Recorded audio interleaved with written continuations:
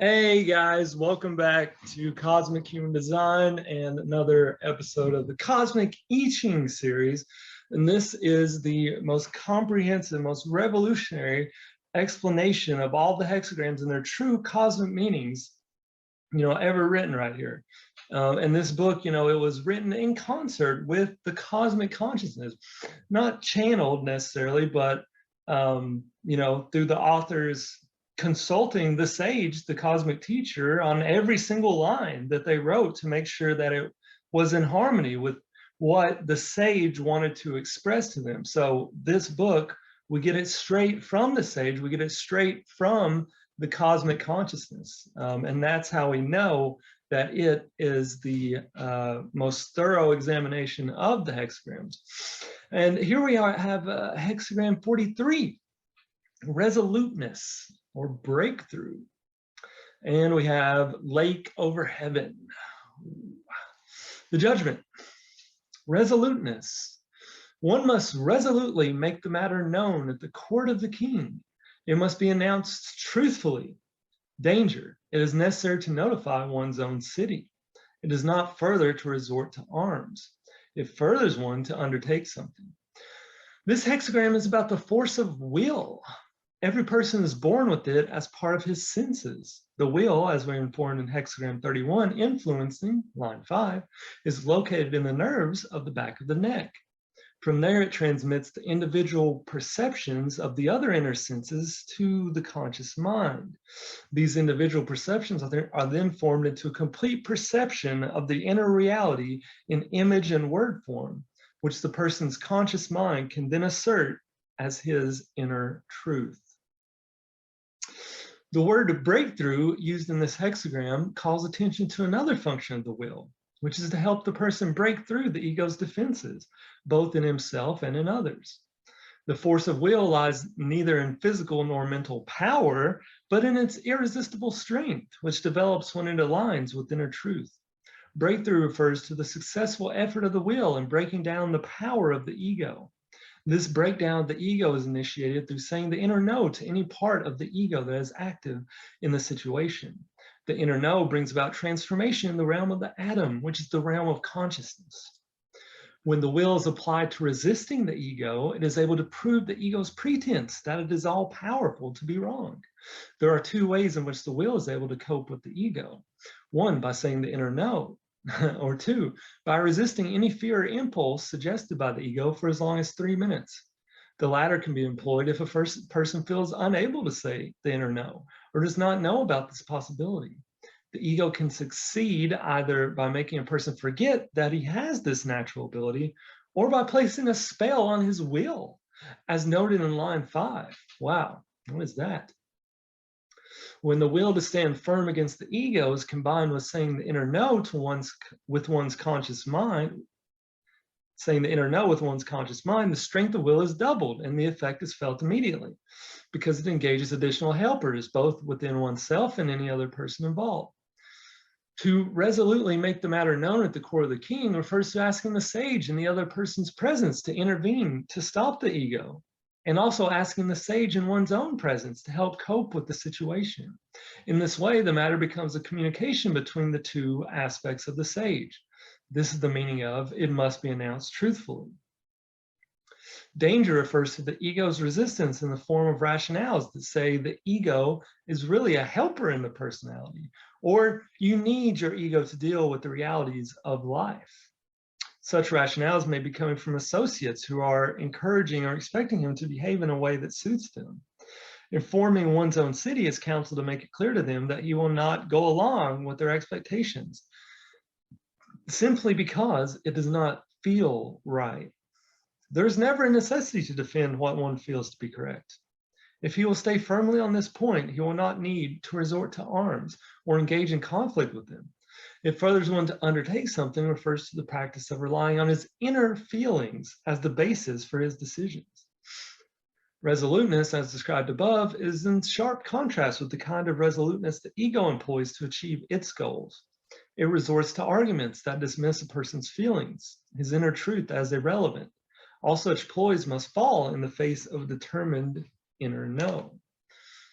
Because a person's will is easily influenced by words, there's always the danger that the will to follow what is harmonious may be usurped by rationales of the ego. One such rationale is its argument that each person has a good and an evil side, his good side being his mental or spiritual faculties, and his evil side being his lower animal nature. Because his animal nature includes most of his senses, the ego, with its sleight of hand logic, divorces his will from his other senses and thus engages the will in fighting his animal nature. When his will becomes separated from the feeling consciousness of his inner senses, it begins to serve the thinking consciousness or some other purportedly superior entity, such as the soul. Once a person's will has been commandeered by the ego in this way, it is channeled by it to be the driver of its efforts to suppress or overcome the person's animal nature and to engage him in developing his higher nature. When the will resolutely does this, it knows no bounds, and if need be, will whip the person to death to achieve these goals. When the will is not in line with all the other senses, its connection with common sense is lost, and along with it, the ability of the common sense to complete transformations. This hexagram also draws attention to the fact that a person's will can be separated from his natural inhibitions, his feelings, through training. There is, for example, a natural inhibition against purposely killing another human. On this account, soldiers and police are trained to shoot at a lifeless human model, to train them to forget their feelings. In the same way, watching violence on television leads children to think of violence as unreal or harmless in its consequences. The will, when divorced from the person's natural inhibitions, permits the ego to act in criminal ways. Whew. Spells connected with this hexagram are created when someone says to a person, "You have no will." Such a statement freezes his will. Others are, "You can achieve anything if you put enough effort into it." Willpower overcomes all obstacles. When the going gets tough, the tough get going. You can move mountains if only your faith is strong enough. This latter spell fixes a person's will in such a way that the totality of his senses, which would otherwise give him a complete assessment of reality, becomes shut off. As mentioned above, will has nothing at all to do with power. Therefore, the word willpower is a misnomer. Will is the total energy of a person's psyche, which has a natural direction toward the fulfillment of the individual's life purpose or destiny. Its misuse is when the ego appropriates it and turns it toward its purposes, robs the psyche of its force. A person may receive this hexagram when it is time for him to make a new beginning. This happens when following the ego has led him into a dead end. The ego, under these circumstances, will do anything to keep the will under its control. To really make a new beginning, the person has to be resolute in resisting the ego in the manner described above. Line 1, mighty in the forward striding toes. When one goes and is not equal to the task, one makes a mistake. Mighty in the forward striding toes can refer to a person who is under a fate and thinks he can end it through struggle or opposition. The line makes him aware that with this approach, he is not equal to the task. Fate can be ended only by making the effort to rid oneself of its causes that are to be found in a mistaken idea or belief or in a self-image. An example is a person who has created a fate by having adopted the self-image of the good or spiritual person or the superior man. He may react to his fate by blaming himself for not having been good or spiritual enough, and therefore resolve to strive even harder. What he really needs to do to end his fate is to remove that self-image and say the inner no to blaming himself. A person may receive this line when he has had a poison arrow put on him that has made him doubt the purpose of his life or question whether life has any purpose at all. This doubt has given rise to the idea that he needs to prove himself, be it through gaining power or recognition. In searching to prove himself, he has had a breakthrough in the form of an insight. However, the warning that he is not equal to the task indicates that his sudden insight has come not from a cosmic source, but from the ego, and is designed to serve his pride system. He will avoid making the mistake indicated if he realizes that his mere existence is proof that he has a purpose, and if he identifies and rids himself of the poison arrow that was put on him. Then his life's purpose can show itself. Line 2, a cry of alarm. Arms at evening and at night. Fear nothing. A cry of alarm points to the presence of a fate or cosmic intervention, which may be showing itself in feelings of dis-ease or pain. These feelings are meant to alert the person to the presence of fears inserted by the ego. Without his being aware of it, it has been painting worst case scenarios, even going so far as to imagine his death. Arms at evening and at night pictures the kind of resoluteness needed to diminish the ego's power and to say the inner no to whatever it puts forth. His fate can be ended through his resolutely rejecting the mistaken ideas and beliefs that have caused it. This line can also indicate the presence of a spell or poison arrow, which may be the cause of an illness. The person can free himself of the illness by identifying its cause and ridding himself of it. The line can also be a warning that the ego is trying to rationalize away a person's natural sense of caution, as in saying, fear nothing, you can take a risk. This easy dismissal of his natural protection needs to be firmly rejected by saying the inner no to it. A person may also receive this line when he is about to face a difficult situation. It's telling him to arm himself against the blind impulses of the ego and against its fears and doubts, or its overconfidence and bravado. Fear nothing is saying he will have nothing to fear if he will ask the sage in his own presence and the sage in the other's presence to guide him and to intervene in the situation as needed. Line 3, to be powerful in the cheekbones brings misfortune. A person is firmly resolved. He walks alone and is caught in the rain. He is bespattered, and people murmur against him. No blame. To be powerful in the cheekbones points to a person who is aware of the power of words and is using them to influence others for his own egotistical purposes. He may be doing so to build up his name or to gain followers. He may also be intimidating people or instilling guilt in them. A person is firmly resolved refers to the person who, in such a situation, follows his inner truth and is consequently misunderstood by others. This line tells him that although he walks alone, he will not be lonely because the sage is in his company. Thus the words no blame. Being firmly resolved can also describe a person who is acting as though he is firmly resolved, but in reality is under a spell, bespattered, and therefore is being steered by forces over which he has no control. No control. No blame tells us that he is not to be blamed for what he does while under the spell. This line states the cosmic principle that the blame incurred belongs to the person who has put the spell on him. It also states that if the person does not take the spell off the other, he will create a fate for himself. To be powerful in the cheekbones can also refer to the activity of putting spells and projections on someone by categorizing him as this or that kind of person. Here are shown the negative effects of such spells.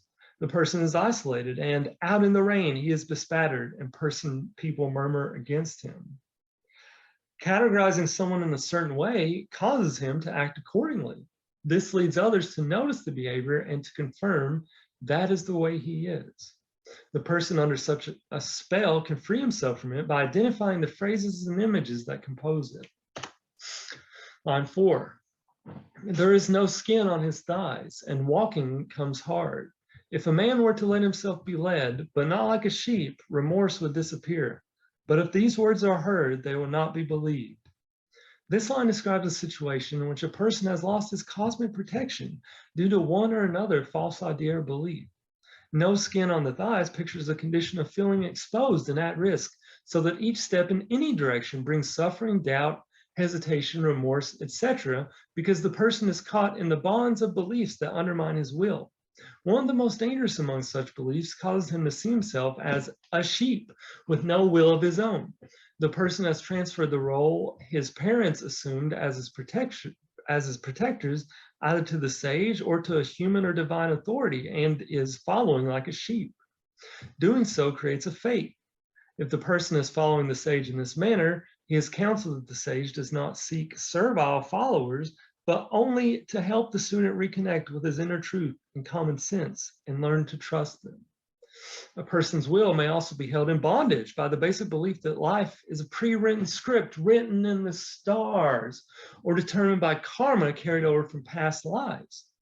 And, the I Ching makes clear that, yes, reincarnation may be a thing, but you start every time with a blank slate. No negative karma is carried over from past lives. That is in the I Ching. He may likewise see the world as doomed to end, or believe that there is some other dark fate in the making from which there is or will be no escape. Such views mistakenly picture the cosmos as hostile, indifferent, or even as a set of mechanics.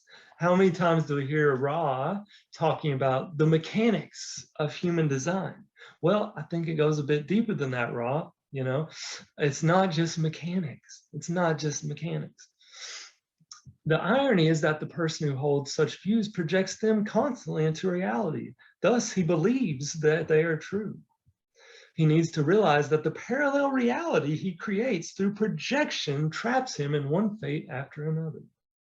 Such mistaken beliefs acquired from the collective ego are poison arrows that are blocking his ability to hear within, therefore prevent him from being led by the sage. The effect is an unaccountable depression that constantly undermines his will. The mood quickly synchronizes itself with bad weather conditions, negative news reports, prophecies of global fates, etc., all of which keep him locked in the negative vortex created by the underlying belief in predestination and his complementary belief that he cannot do anything about it, such as say the inner no and gain the helper's aid. Another idea that undermines a person's will is his identification with the group, so that he always feels its ups and downs as ruling his life. Thus, when economic conditions swing downward, he also feels pulled down. Such thinking in terms of a group we, thus the reference to the sheep, keeps him locked in the fate created by the group. All group thinking originates in the collective ego and isolates the individual from his connection with the cosmos and its protection. A similar identification with guilt, especially collective guilt, as in identifying with the nation's guilt for historic massacres or mistreatment of minorities, etc., may also undermine a person's will and be the cause of depression. In the cosmic order, there is neither such a thing as an individual guilt nor a group guilt. Guilt, it doesn't exist. Identification with guilt is a poison arrow which needs to be deprogrammed. A person who has committed himself to following a belief, however mistaken, is held in that belief by the guilt that is associated with breaking a commitment. To free him from the belief, it may be necessary first to have the help of another person who can say the inner no to the guilt that surrounds the belief. The guilt is stored in the psyche in words such as, I cannot say no to my beliefs because that would make me feel guilty. It can also manifest as, I cannot say no to my parents, group, authority, etc. Remorse disappears refers to the consequences of getting free of a concretized belief that stands between the person and the sage. It also refers to getting free of the group we and extinguishing the spells and poison arrows mentioned above. This line may also refer to wounded pride that prevents a person from hearing his inner truth. His pride may have been wounded on finding out that he has incurred cosmic blame. As a consequence, he has abandoned his learning from the sage. He needs to recognize that the blame is due to ego pride and not to his true self, which has been suppressed by the ego. The feeling of blame is unbearable only because the ego has converted it into guilt, which is one of the ego's chief devices to keep him under its control. The remedy is to say the inner no to his pride and to rid himself of the idea of guilt. No skin on the thighs can also refer to mistaken ideas about the nature of pain. Pain needs to be understood as a warning sign by one's natural protective system. It is often the only bodily messenger that can get our attention to tell us that we have been hit by a poison arrow coming from someone, or that an embedded and forgotten poison arrow needs to be removed. Without this message, the condition would lead to serious illness. Seeing pain as an enemy causes a person to fight the messenger rather than identifying the root cause of the disturbance, thus creating an inner warfare between his will and his body. Retreating from fighting immediately eases the pain. Line 5, in dealing with weeds, firm resolution is necessary. Walking in the middle, one remains free of blame. The term weeds refers to seed phrases and images stored in the person's inner program that are active in the problem of the moment. The person receiving this line needs to be firmly resolved to seek out the phrases and images in question because they have put a spell on his will. Since the will is one of his inner senses, the spell prevents the person from being automatically centered within, which happens when all his senses are aligned. Being centered is the meaning of walking in the middle. When a person is centered within himself, he remains free of blame. The will has its seat in the nerves of the back of the neck, from where it normally transmits the perceptions of the inner senses to the conscious mind. There, they are formed into images and words that present a complete perception of the inner reality of the situation. The two basic words by which the conscious mind acknowledges the inner truth of a given situation are yes and no, the cosmic words, yes and no. Yes to what is in harmony with the cosmos, and no to what is discordant. However, when a spell has been put on a person's will, the conscious mind loses its contact with the other senses. He then is no longer able to perceive and act from his complete senses. Another effect of the spell is that it harnesses the will to serve the ego, which then uses the will to drive the person to achieve the ego's goals. Receiving this line can point to 3 different kinds of such spells. You have no will freezes a person's will altogether. You see how simple this really is? But it's mind-blowing at the same time because people, we don't commonly recognize this power in words. We unreflectingly use words, and those words wind up creating this parallel reality for us, and strengthening the ego, keeping us separated from the cosmos. You can achieve anything if you put enough effort into it. Flatters the will into a false enthusiasm that makes the person believe he is all-powerful. You can move mountains if your faith is strong enough, imprisons his inner senses and replaces them with faith. Faith is an abstract concept that makes a person accept fantasies that have no foundation in the cosmic reality. Wow, that's such a good description of what faith really is. It's an abstract concept. To walk in the middle can also be counsel not to get involved in an incipient conflict by taking one side or the other. The person needs to remain resolutely disengaged because the conflict is based on issues that are hidden from his view. He can only resolve it by uncovering these hidden issues and resolving them with the aid of the sage and the helpers. When a person gets this line, he may ask the sage to point out through another hexagram what the nature of the hidden issue is, and then to define any projection spells or poison arrows that have caused the conflict. When a person's will is in the service of the ego, he creates fate after fate because the ego is not part of the cosmic whole. Receiving this line is to make him aware that his fate can be extinguished by deprogramming the spell that has been put on his will. The ego is not part of the cosmic whole. So in the actual cosmic reality, the ego, it doesn't exist. The only reason that this reality we're living in now, this parallel reality exists is because of this ego, which is not part of the cosmic reality, and everything stemming from it, is not part of the cosmic reality. So the ego, it has absolutely no place whatsoever in existence in the cosmic reality. I think it's important to keep that perspective. Line 6, no cry, no cry. In the end, misfortune comes. In the end, misfortune comes is the ego talking. It is saying there is no help and thus creates a resignation that defeats a person's will.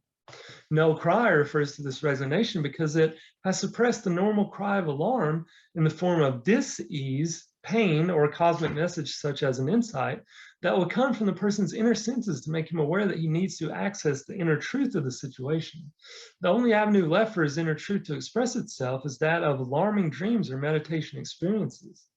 The person needs to recognize that the words, "things will take a bad end," and "there is no help" are coming from the ego. He then needs to summon his will to extinguish those phrases as poison arrows. In the end, misfortune comes also refers to a situation in which the ego, after concluding that life is not going its way, has made a decision that there is no use in trying further, and that all reason for living in this reality has ended. Using the will to fulfill its wishes can bring the person to commit suicide. Wow.